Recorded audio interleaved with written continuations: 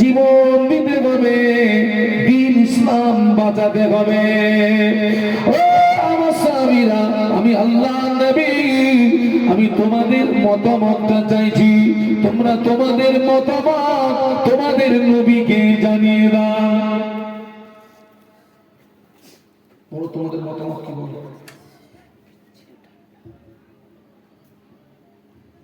তোমাদের চিন্তা ভাবনা কি বলো? আল্লাহ নবী সাহাবীরা বলেছিলেন, ইয়া রাসূলুল্লাহ, হাবিবাল্লাহ, হুজুর আপনি ঘাবড়াবেন না, হুজুর আপনি ভয় পাবেন না, হুজুর আপনি চিন্তা করবেন না, আপনি আমাদেরকে নিয়ে ময়দানে চলুন। আমরা আপনার সামনে, আপনার পিছনে, আপনার ডায়ে, আপনার বায়ে সর্বক্ষণ আপনার সঙ্গী হয়ে থাকবো। একটু মহব্বতে বলতে পারলেন না? ইয়া রাসূলুল্লাহ, ইয়া হাবিবাল্লাহ, হুজুর আপনি ঘাবড়াবেন না, হুজুর আপনি ভয় পাবেন না, হুজুর আপনি আমাদেরকে নিয়ে ময়দানে চলুন। আমরা আপনার সামনে, আপনার পিছনে, আপনার ডায়ে, আপনার বায়ে সর্বক্ষণ যুদ্ধের ময়দানে আমরা আপনার সঙ্গী হয়ে থাকবো। মনে করছেন এরা যদি আমাকে ছেড়ে চলে যায়, পালিয়ে যায়, এরা যদি মুসানদের উম্মতের মতো বলে তুমি তোমার খোদাকে যুদ্ধ করবে, কিন্তু সাহাবীরা তা বলেন, হুজুর আপনি ভয় পাবেন না, আপনি ঘাবড়াবেন না, আপনি চিন্তিত হবেন না, আপনি আমাদেরকে নিয়ে বদরের ময়দানে চলুন। আমরা আপনার সামনে, আপনার পিছনে, আপনার ডানে, আপনার বায়ে সর্বক্ষণ আপনার সঙ্গী হয়ে থাকবো। আল্লাহ নবী দুশ্চিন্তার চেহারায় একটা হাসির ঝলক ফুটে উঠল। সুবহানাল্লাহ। বাবা সাহাবীদের ঈমান আর আমাদের ঈমান এক বাবা। হ্যাঁ, সাহাবীদের ঈমান আমাদের ঈমান। আল্লাহ নবী সাহাবীদেরকে নিয়ে 304 জনকে নিয়ে বদরের ময়দানে আল্লাহ নবী রওনা হলেন। বদরের ময়দানে সাহাবীরা তাবু গাড়লেন, বদরের ময়দানে সাহাবীরা তাবু গাড়লেন। আল্লাহ নবী একটি তাবুর ভিতরে প্রবেশ করলেন। আল্লাহ নবী একটি তাবুর ভিতরে প্রবেশ করে আল্লাহর জমিনে সিজদায় পড়ে গেলেন। আল্লাহর জমিনে সিজদায় পড়ে কাঁদছেন, আল্লাহ পাক তুমি যদি চাও তোমার দিন বাঁচিয়ে রাখবে, আল্লাহ পাক এই বদরের ময়দানে আসমান থেকে তুমি আমাদের উপরে সাহায্য করো, আর তুমি যদি চাও তোমার দিনকে মিটিয়ে দেবে, এই বদরের ময়দানে তুমি আমাদেরকে শহীদ করে দাও। আল্লাহ তুমি যদি চাও তোমার দিন ইসলামকে বাঁচিয়ে রাখবে, তাহলে এই বদরের ময়দানে তুমি আসমান থেকে মুসলমানদেরকে কি করো বলো, সাহায্য করো। আর তুমি যদি চাও তোমার দিন ইসলামকে মিটিয়ে দেবে, তাহলে এই বদরের ময়দানে তুমি আমাদেরকে শহীদ করে দাও। আল্লাহ নবী কাঁদছেন সিজদা করে। আল্লাহ নবী এত কান্না কাঁদেন, আল্লাহ নবীর কলিজা আছেন সাহাবী আবু বকর সিদ্দিক রাদিয়াল্লাহু আনহু। আল্লাহ নবী ওই তাঁবুর ভিতরে প্রবেশ করলেন। আল্লাহ নবীর ওই তাঁবুর ভিতরে প্রবেশ করে আল্লাহ নবী হাত মোবারকটা চেপে ধরে বলেছিলেন, ইয়া রাসূলুল্লাহ, হাবিবাল্লাহ, হুজুর যথেষ্ট হয়েছে, আপনি কাঁদবেন না। আমি আবু বকর আপনার চোখের পানি সহ্য করতে পারি না। আপনি আল্লাহ নবী, হুজুর আপনি কাঁদবেন না। আমি আবু বকর আপনার চোখের পানি সহ্য করতে পারি না। হুজুর আপনি সিজদা থেকে মাথা তুলুন, হুজুর আপনি সিজদা থেকে মাথা তুলুন। আল্লাহ নবী সিজদা থেকে মাথা তোলেন না। একটু বলুন আল্লাহু আকবার, একটু মহব্বতে বলুন না। ও ছেলে, দিন পেয়েছে, ইসলাম পেয়েছে, কোথা থেকে পেলে? হ্যাঁ,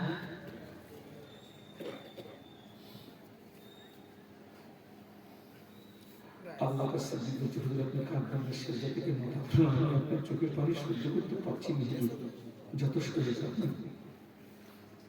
আল্লাহ নবী সেজদা মাথা তুলেন না। যে বিশ্বনবী যে বদরের ময়দানে সেজদা করে কাঁদছেন, এই চিত্রটা, এই ছবিটা আমার আল্লাহ দেখছেন না দেখেন? আমাদের আল্লাহ কি ঘুমায়? লা তাখুযুহু সিনাতুন ওয়ালা নাওম। আমাদের রব ঘুম থেকে পবিত্র। একটু জোরে বলো।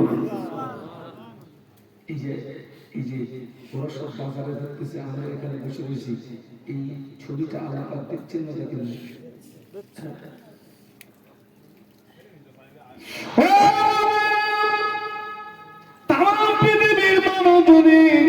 নবীর চোখের পানি সহ্য করতে পারে, আল্লাহ পাক বিশ্ব নবীর চোখের পানি সহ্য করতে পারেন না।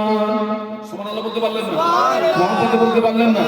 তাম পৃথিবীর জমিনে যত নবী রাসূল, মুসা আলাইহিস সালাম, ঈসা আলাইহিস সালাম, নূহ আলাইহিস সালাম, দাউদ আলাইহিস সালাম, লূত আলাইহিস সালাম, জাকারিয়া আলাইহিস সালাম, হুদ আলাইহিস সালাম, আল্লাহ যে কাজে রাজি, মুসা নবী ওই কাজে রাজি, আল্লাহ যে কাজে রাজি, ঈসা আলাইহিস সালাম ওই কাজে রাজি, আল্লাহ যে কাজে রাজি, দাউদ আলাইহিস সালাম ওই কাজে রাজি, আল্লাহ যে কাজে রাজি, বাবা হুদ আলাইহিস সালাম ওই কাজে রাজি। আর আমাদের নবী যে কাজে রাজি, স্বয়ং আল্লাহ ওই কাজে রাজি। যদি বলা যায় না, নবী যে কাজে রাজি, কে রাজি? অন্য অন্য নবী রাসূল আল্লাহ যে কাজে রাজি ওনারা, আর আমাদের নবী যে কাজে রাজি আল্লাহ সেই কাজে। আমাদের সর্বপ্রথম কিবলা ছিল কোনটা? বাইতুল মুকাদ্দাস। আলহামদুলিল্লাহ।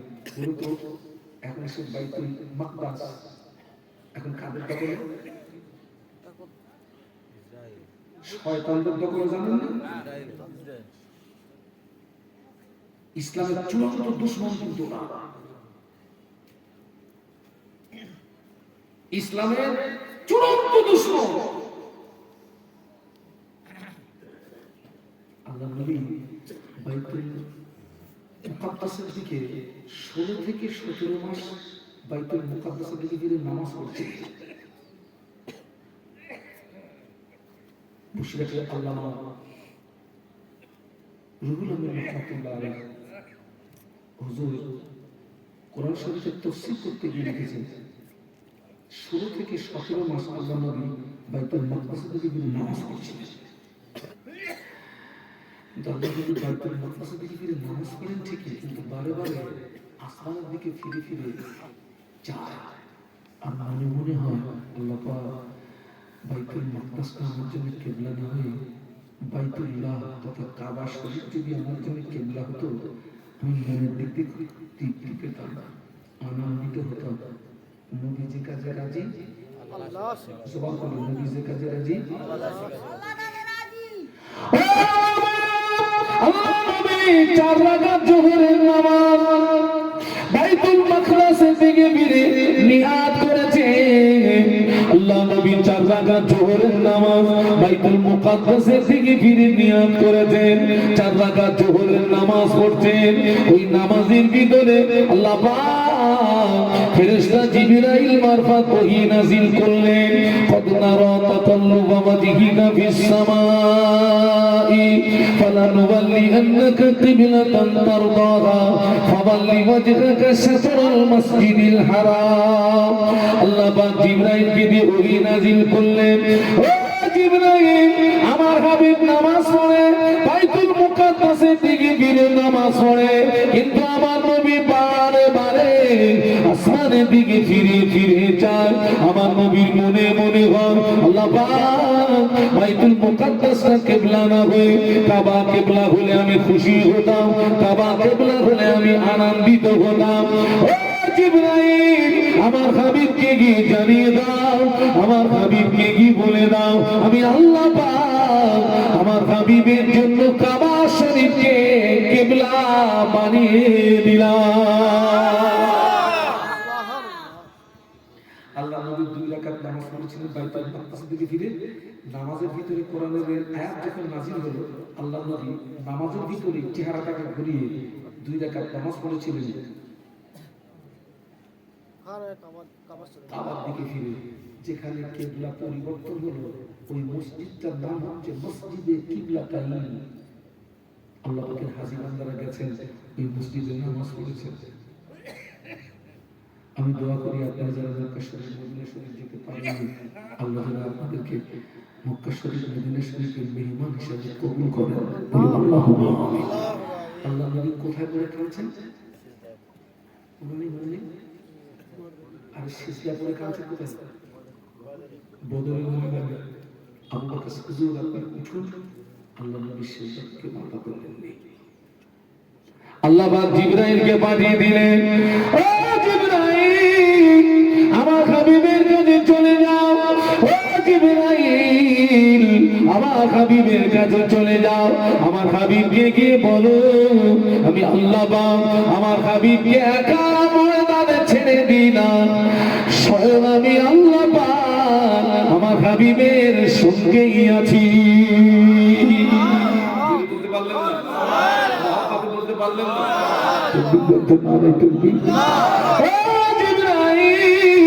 আমার হাবিবকে গিয়ে শুনিয়ে দাও, আমার হাবিবকে গিয়ে বলে দাও আমি আল্লাহ পাক আমার হাবিবকে একা ময়দানে ছেড়ে দিই না, আমি আল্লাহ পাক আমার হাবিবের সঙ্গেই আছি। শুধু তাই নয়, ও জিবরাইল আমার হাবিবকে গিয়ে বলে দাও আমি আল্লাহ পাক আজ বদরের ময়দানে জয়ের ঝান্ডাটা আমার হাবিবের হাতে তুলে দিয়েছি।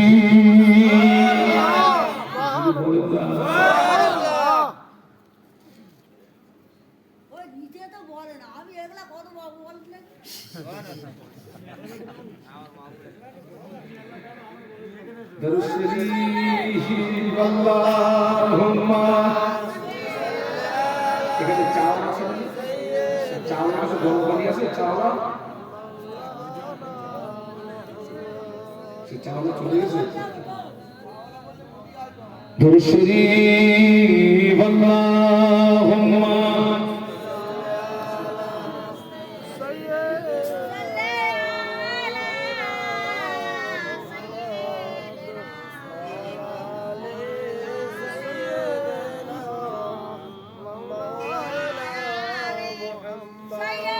এতগুলো মানুষ জোরে জোরে পড়েন আল্লাহুম্মা মাশাআল্লাহ মাশাআল্লাহ জোরে জোরে পড়েন।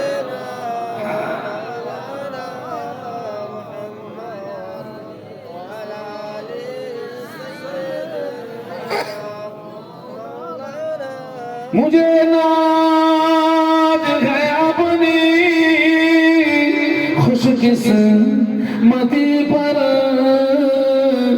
मेरे हाथ में है दामने मुस्तफा की, तगम है फुआर का न तूफा का परो, मैं डूबूंगा फिर भी किनारा करूंगा। अल्लाहुम्मा सल्ली अला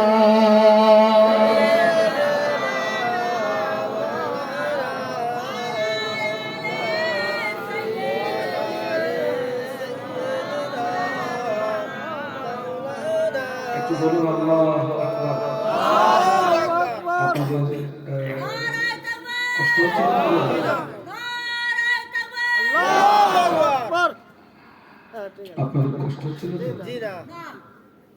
জিয়া সালাম চলে আসলেন, আল্লাহ নবীর কাছে এসে সালাম দিলেন, আসসালামু আলাইকা ইয়া রাসূলুল্লাহ, আসসালামু আলাইকা ইয়া হাবিবাল্লাহ। আপনি কাঁদবেন না, হুজুর আপনি সিজদা থেকে মাথা তুলুন, হুজুর আপনি সিজদা থেকে মাথা তুলুন। আল্লাহ পাক জানিয়ে দিয়েছেন এই বদরের ময়দানে আল্লাহ পাক আপনাকে একা ময়দানে ছেড়ে দেন না, স্বয়ং আল্লাহ পাক আপনার সঙ্গেই আছে। শুধু তাই নয়, ইয়া রাসূলুল্লাহ রে, ইয়া হাবিবাল্লাহ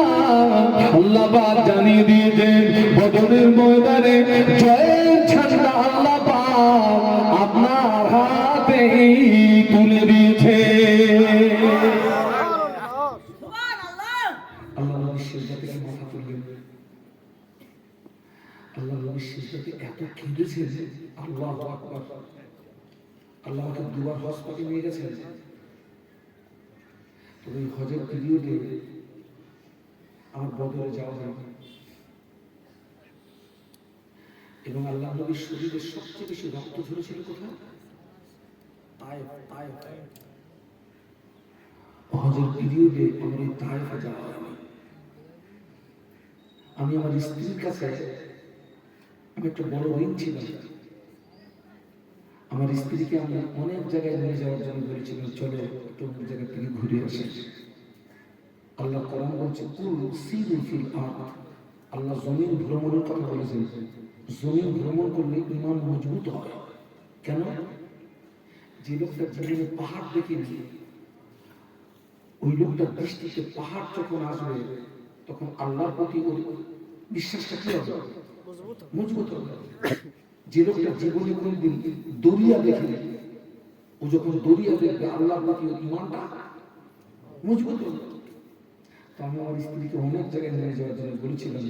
আমার স্ত্রী দাবি ছিল, আমি কোথাও যাবো না, পারলে আমাকে একটু মক্কা শরীফ, আমাকে একটু মদিনা শরীফে নিয়ে যেও, আমি কোথাও যাবো না।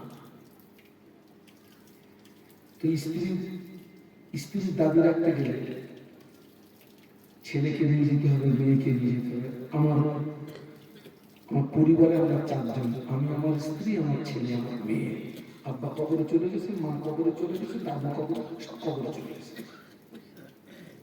এখন যেতে গেলে 4 জন যেতে হবে। 4 জন যেতে গেলে একটা মোটা অঙ্কের অর্থ খরচ। আমি আল্লাহকে বলতাম, আল্লাহ আমার স্ত্রীর ঋণটা পরিশোধ করো, আমাকে একটু ক্ষমতা দিয়ে। তো আল্লাহ 23 সালে আল্লাহ ক্ষমতা দিলেন। আমার স্ত্রীকে সঙ্গে নিয়ে, ছেলেকে নিয়ে, মেয়েকে নিয়ে আমি উমরায় গেছিলাম।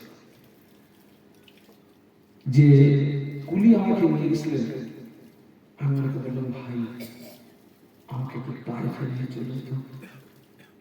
আমার নবীর শরীরে রক্ত সবচেয়ে যেখানে বেশি ছিল, ওই জায়গাটা আমি একটু দেখবো। আল্লাহ আমাকে তায়েফে নিয়ে গেলেন। বিশ্বাস করুন, তায়েফের জমিনে গিয়ে আপনি চোখের পানি আটকে রাখতে পারবেন না। আমি বললাম, ভাই আমাকে একটু বদর নিয়ে চলুন, ইসলামের প্রথম যুদ্ধ বদর, আমাকে একটু নিয়ে চলুন। আল্লাহকে নিয়ে গেলেন আপনার রাতের বেলা, বদরে গেলেন। ওই বদরের যুদ্ধে 14 জন সাহাবী শহীদ হয়েছিল। কতজন? আমরা রাতের বেলা তাদের মাজার জিয়ারত করছিলাম। আমি যখন বদর হুজুরদের মাজার জিয়ারত করছিলাম, আমার জন্য মনে হচ্ছিল হুজুরদের কবরের ভিতর থেকে আল্লাহর জান্নাতি খুশবু বার হচ্ছে।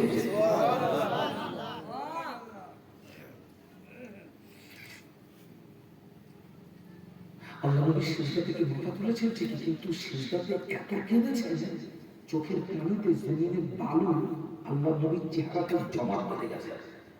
এত পরিমাণে কেঁদেছেন। কিসের জন্য বলুন তো? দিন হেফাজতের জন্য। কিসের জন্য বলুন? দিন হেফাজতের জন্য। আপনি কতদিন কেঁদেছেন? আমাদের দ্বারা দিনের উপকার হয় না, ক্ষতি হয়। আল্লাহ নবী সিজদা থেকে মাথা তুলেছেন, কিন্তু বিশ্ব নবীর মেজাজটা ছিল জালালি মেজাজ। কি মেজাজ? সিজদা থেকে মাথা তুলেছেন, কিন্তু মেজাজটা খুব জালালি মেজাজ।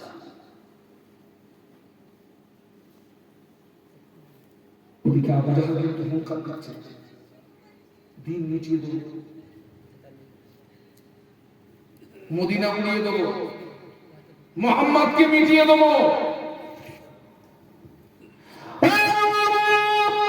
ওই বদরের ময়দানে আল্লাহ মুসলমানদের সর্বপ্রথম সাহায্য করেছিলেন।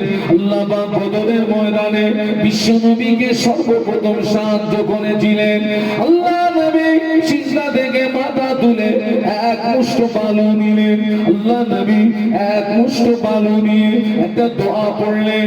ওই দোয়াটা পড়ে কাফেরদের দিকে 1000 কাফেরের দিকে নিক্ষেপ করেছিলেন।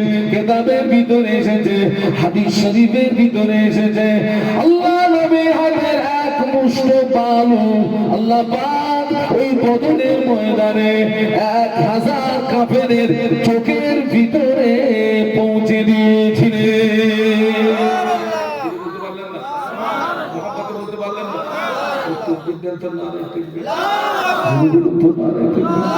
শুধু 1000 কাফেরের চোখের ভিতরে নয়, আল্লাহ নবীর হাতের বালু 1000 কাফেরের কানের ভিতরে আল্লাহ পৌঁছে দিয়েছিলেন। এক মুষ্টি বালু 1000 কাফেরের চোখের ভিতরে দেব। এটা হচ্ছে বদরের ময়দানের 1 নম্বর সাহায্য। বদরের ময়দানে 2 নম্বর সাহায্য দেখুন। আজও যদি বদরের মুসলমানদের মতো আমাদের ঈমান থাকে, আজও আল্লাহ আমাদের বিপদ মুসিবতে আসমান থেকে ফেরেশতা দিয়ে সাহায্য করবে। ওই বদরের ময়দানে আল্লাহ পাক আসমান থেকে 5000 ফেরেশতা নাযিল করেছিলেন। একটু জোরে বলা যায় না? 5000 ফেরেশতা। এই 5000 ফেরেশতা যে পাহাড়ের উপরে নেমেছিলেন, ওই পাহাড়টা ছিল বালুর পাহাড়। টোটাল পাহাড়টা বালু। সাধারণত আপনার পাহাড়গুলো কিসে বালু? পাথরের। আর ফেরেশতা যে 5000 ফেরেশতা বদরের ময়দানে নেমেছিলেন, টোটাল পাহাড়টা হচ্ছে বালুর পাহাড়। দেখেন এই 5000 ফেরেশতা দিয়ে সাহায্য করার পরেও 14 জন সাহাবী। তাহলে বুঝুন আবু জাহাল কতটা শক্তি নিয়ে নেমেছিল বদরের ময়দানে। 5000 ফেরেশতা দিয়ে সাহায্য করার পরেও সাহাবী শহীদ হয়ে গেলেন 14 জন।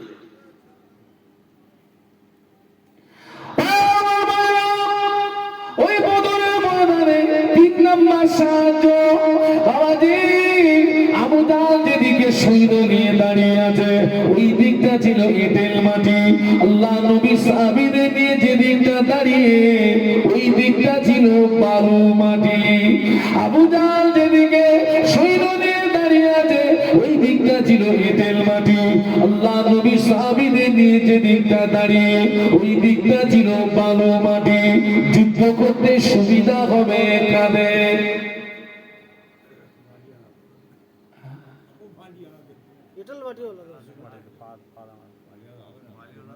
দুটো দল হয়ে গেছে। আল্লাহ নবী সাহাবীদের নিয়ে যেদিকে দাঁড়িয়ে ওই দিকটা হচ্ছে বালু, আর আবু জাহল যেদিকে দাঁড়িয়েছে ওই দিকটা এঁটেল। সুবিধা হবে না।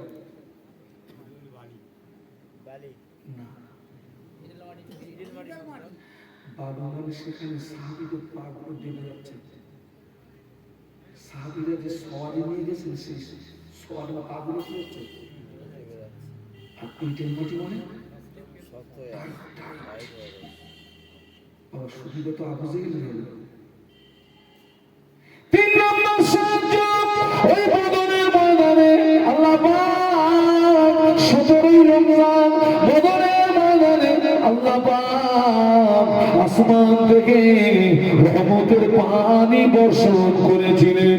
17ই রমজান বদরের ময়দানে আল্লাহ পাক আসমান থেকে রহমতের পানি দিয়ে আমার আল্লাহ বিশ্ব নবীর পায়ের নিচের মাটি মজবুত করে দিয়েছিলেন।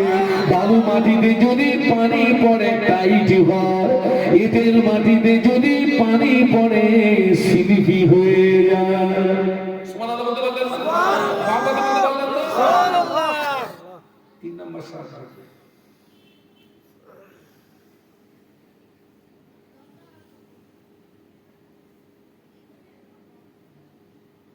সেই ঈমান কি আমাদের আছে?